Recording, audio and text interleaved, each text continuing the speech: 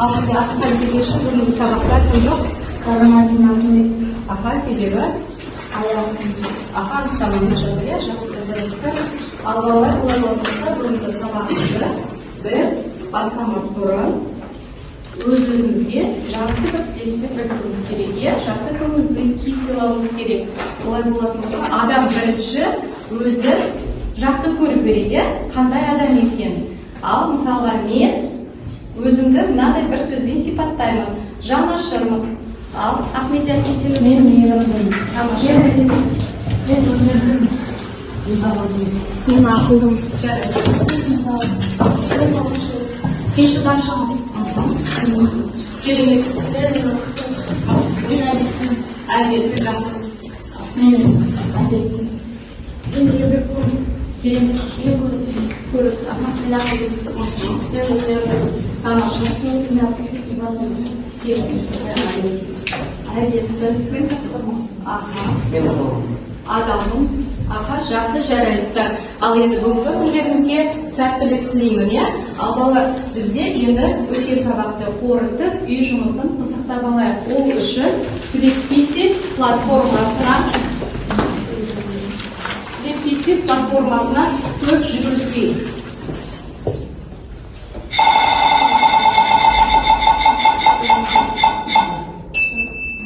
Жанайда, фразологизм дегеніміз не? Фразологизм дегеніміз мағынасы тұтас сөз орабы. Мысалы, тіс жырау, сыр сақтау деген сияқты. Тағы да басқа. Жақсы. Ал жалпы тұрақты тіркес,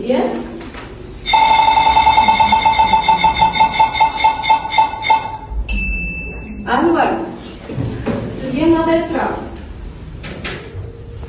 Жұлдызы оңынан туу сөзінің мағынасы. Сәттілік. Жұлдызы оңынан туу. Аха, жұлдызы оңынан туу. Кім көмек береді? Жолы бол. Жолы бол. Жақсы, өзіңізге бір балыңызды қоя беріңіз.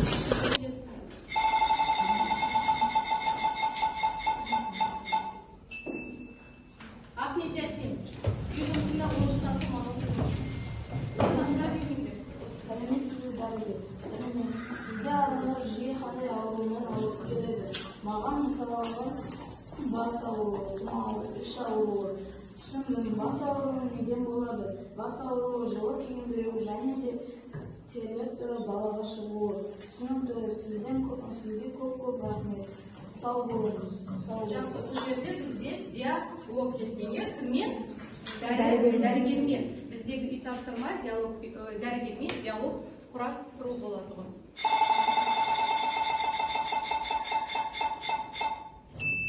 Нұрадыл, ит терісін басына қаптау сөзінің мағынасы.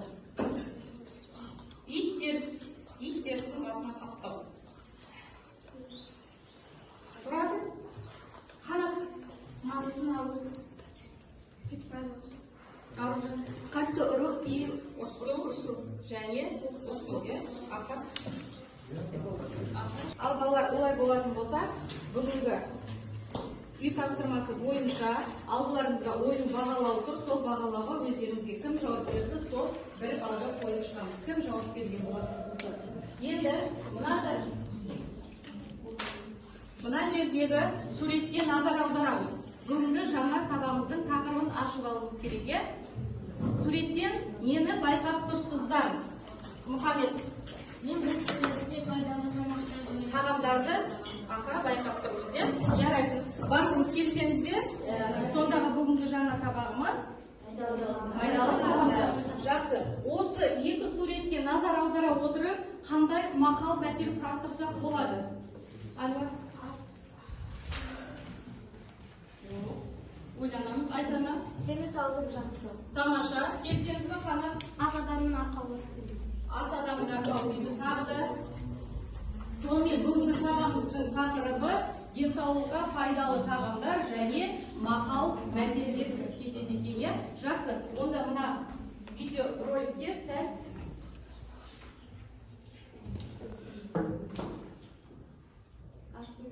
Әлемдегі ең пайдалы тағам. Шпинат дәрумендер мен минералдарға бай көздің саулығын жақсартады. жедел антиоксиданттардың мықты көзі иммунитетті нығайтады. Лосос омега-3 қышқылдарына бар. Жүрек саулығын жақсартады. Тәтті картоп бета-каротин мен талшықтарға толы терінің саулығына пайдалы.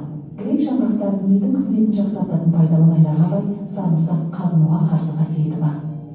Жүрекке пайдалы брокколи дәрумендер мен антиоксиданттарға бай, қатерлі ісікке қарсы көмектеседі. Киноа ақуыздың жақсы көзі, глютенсіз өнім жұмыртқа ақуызға, дәрумендер мен минералдарға бай авокадо, пайдалы майларға бай, жүрек саулығына оң әсер етеді. Денсаулыққа пайдалы ақпараттармен бөлісемін, тіркеліңіз. Жақсы балалар, ал енді осы жерде бізде денсаулыққа пайдалы тағамдардың түрлерін атап өтті және оның пайдасын айтып өтті. Грек орехы, жаңғағы деп жатырмыз, сол жаңғақтың миға әсер ету өте жақсы екен, мидың жұмыс жасауына. Жақсы. Ал енді олай болатын болса, бүгінгі сабақта бізде одан бөлек мақал мәтелдер. Мақал мәтел дегеніміз жалпы мақал 90 ауыз сөзді тобықтай түйінін білдіріп тұрады екен. Ал мәтел дегеніміз тұспалда қысқа, бірақ терең мағынаны білдіреді. Ал мақал мен мәтелден бір мысал айтып жіберейікші. Қандай мақалды білем және мәтел екеуінің айырмашылығында. Мақал бар айтып. Мақал ас атасынан. Ас атасынан. Мәтел? Мысалға оқып жатыр. Ас есімен тәтті. Ас есімен тәтті. Себебі мақал бізде нақты мағынаны білдіреді. Жақсы. Бүгінгі сабақтан біліп кетер мақсатымыз денсаулыққа пайдалы тағамдар туралы білеміз, тақырыпқа сай дискурсивті эссе жазамыз және фразологизм мен мақал мәтелдердің айырмашылық ерекшеліктерін біліп кетуіміз керек. Сабақ соңында кері байланысты береміз осы бойынша. Енді мына жердегі QR-ға назар аударамыз. Сол QR бойынша Өтебай Тұрманжановтың тыңдалымын естиміз.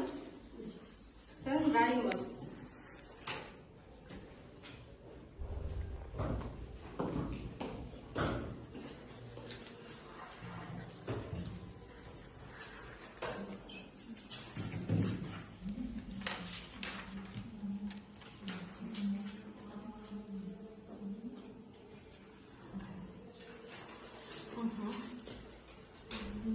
Ана буфер қосылар дегенше мен ұялы телефонмен қоя саламын. Өтебай Тұрманжанов. Нан ардақты адалас. Нан ардақты адалас, кәржа содан аттамас. Ақ дастархан үстінде қол жумай оны ұстамас. Нандай жоқ қой асыл дәм, жеп үйренген жасыңнан. Дастарханнан нан кетсе, береке кетер асыңнан. Ей балалар, болмаңдар сірә нан қатар. Өмірдің алтын арқауы, нан қиқымын шашпаңдар. Теріп алып қастерлеп, торғайларға тастаңдар. Жарайды. Бұл өлім жолдарын бастауыш сыныпта да естіген болармыз, Жақсы. Өтебай Тұрманжановтың осы өліміне не дейді және нанды қалай құрметтеуіміз керек? Ал осы өлім бойынша не айтамыз? Наны жоқ үйде береке болмайды. Тамаша. Өтебай Тұрманжановтан оған тек қана тағам емес, ол отбасы мен халқының мәдениеті, яғни Жақсы. нанды жерге ташлауға болмайды. Оның ішінде 4-5 адамның еңбегі жатыр. Керемет, өте керемет. Тағы да ал нан туралы біз қандай мақал білеміз және өлім жолдарды білеміз. Нансыз өлім, нансыз өлім. Керемет. Тағы. Нан да жерде айна. Тамаша. Ақтоқтың шарттарында жерде жатса баспанда. Теріп алып істелеп. Торғайларға тастаңдар. Керемет, жарайсыздар. Жақсы. Ал балалар олай болатын болса, бізде оқулықтағы тапсырма жұмыс мәтін берілген, бірақ ол мәтінді барлық бір топқа, бір сыныпқа бере салмаймыз. Бірінші топқа біз сол оқулықтағы мәтінді, тұтас мәтінді графиктік мәтінге айналдыруымыз керек. Екінші топ, Айсана, сіздің тобыңыз графиктік мәтінді тұтас мәтінге айналдырамыз. Керісінше, үшінші топ тұтасты графиктік мәтінге айналдырамыз. Төртінші топ керісінше тұтасты графиктік Графикті тұтас мәтінге айналдырамыз. Келе қойыңыздар мына жаққа. Графиктік мәтінді жасау үшін бізге міндетті түрде ноутбук керек, иә? Сіздерге қолдарыңызға қазір мәтін беремін.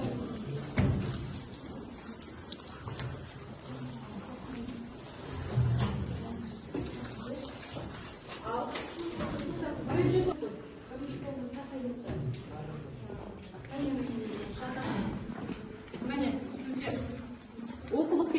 оқулықтағы мәтін мына жерге теріп алғаныңыз.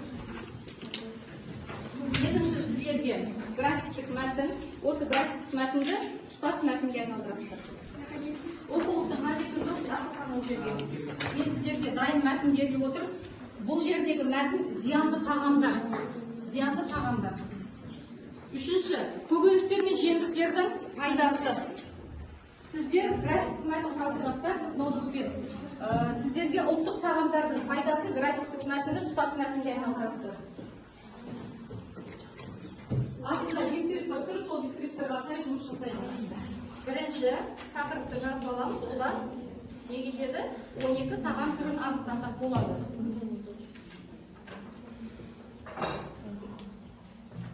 Сіздерде бірде тақырыпты қоясыздар солай, тақырыптан кейін ағарай. Мына жерден оқып отырып жұмыс жасай бересіздер.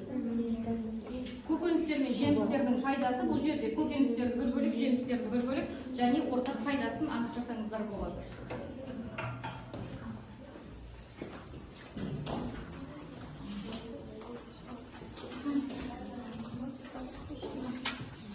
Тақырыпты жазасыздар былайынан.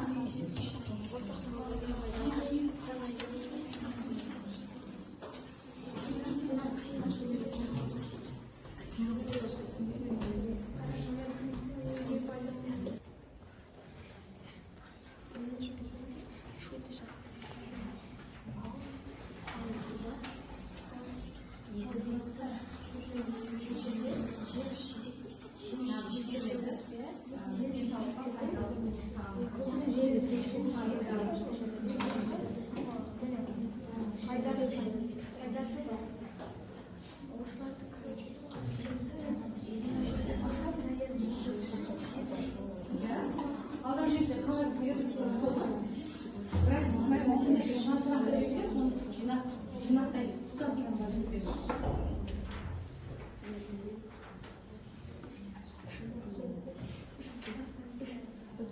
Салатқа ең пайдалы 12 тағам. Келесі аппетитсіне береді.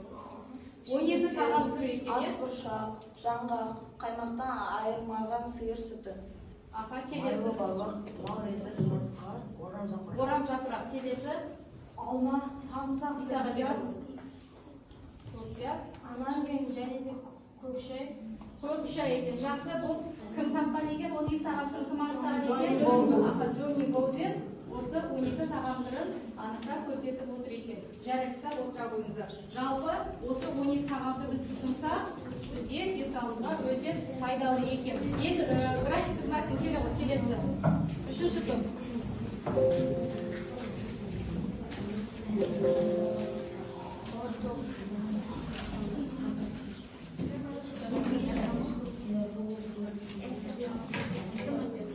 Жарайды, оны қосқанша келесі сіздер қорлай беріңіздер.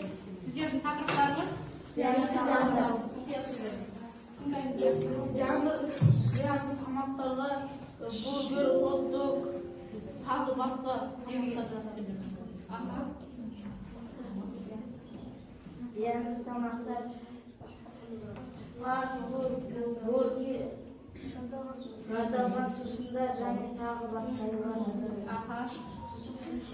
Зиянды тағамдар, газдалған сусындар, чипс, сухарики, тәттілер мен жасанды қоспалар. Адам денсаулығына зиян. Олар артық салмақ қосады және жасанды қоспалар кейбір адамдарға аллергия беруі мүмкін.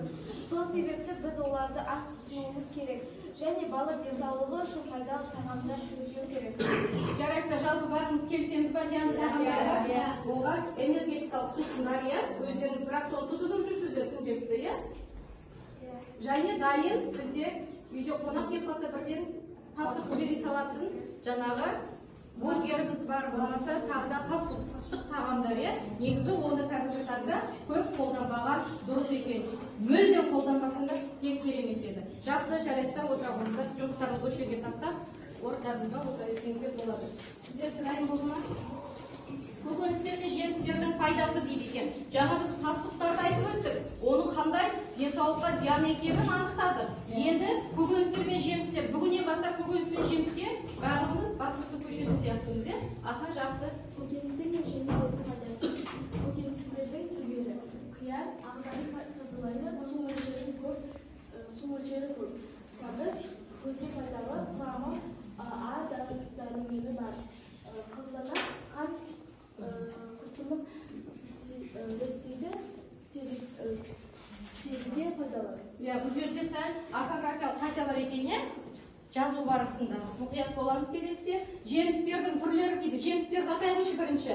Алма, алмұрт, жүзім.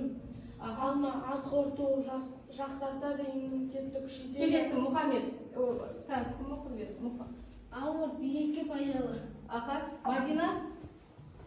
Жүзім қан құрамын жақсартады. Ары қарай ортақ пайдасы. Ортақ пайдасы витаминдерге бай, иммунитетті күшейтеді. Аха. Ағзаны тазартады, дұрыс өсім мен Өсім мен дамуға көмектеседі екен, иә?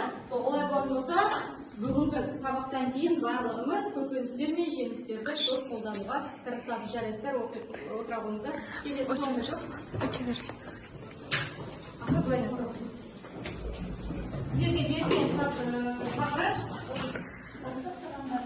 ұлттық тағамдардың пайдасы. Ұлттық тағамдардың түрлері қандай екен? Ұлттық тағамдардың пайдасы. Қымыз, шұбат, ет, құрт, ірімшік, наурыз көже. Әрқайсысына тоқталар келсек, оның пайдасы емес, ол түрлеріне жатқызамыз, иә? Ұлттық тағамдардың түрлері. Ал енді пайдасына көшеміз. Біріншісі қымыз шөлді жақсы басады.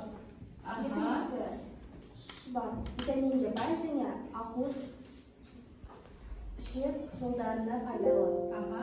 Үшіншісі ет ақуызға бай, күш қуат береді. Аха. Құрт ірімшік сүйекті қатайтады. Наурыз көже көп тағамның қосындысы. Наурыз көжеде осы тағамдар тұтынады екен. Жақсы, жарайсыздар. Жалпы ұлттық тағамдарымыз біздің өте пайдалы, иә? Мысалға, қымызды, иә, жасамасында қаумалда өте денсаулыққа пайдалы екен. Жақсы балалар, келесі тапсырмаға көшейік. Олай болатын болса бізде жазылым тапсырмасы, дәптерімізге бүгінгі күнді жазамыз. Сынып жұмысы денсаулыққа пайдалы тағамдар. Т кестесі бойынша мақал мен мәтелді ажыратамыз. Дайындала береміз, мен тақтаға жазып болғанша, Т кестесі бойынша қайсы мақал, қайсы мәтел екен.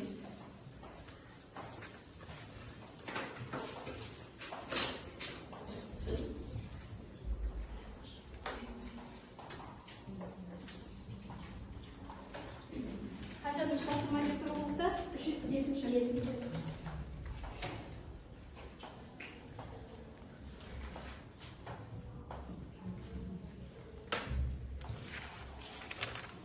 Алып кеттік. Сендерге дайын Т кестесі. Біріншісі мақалға жатқызақ дейміз. Келе отыр.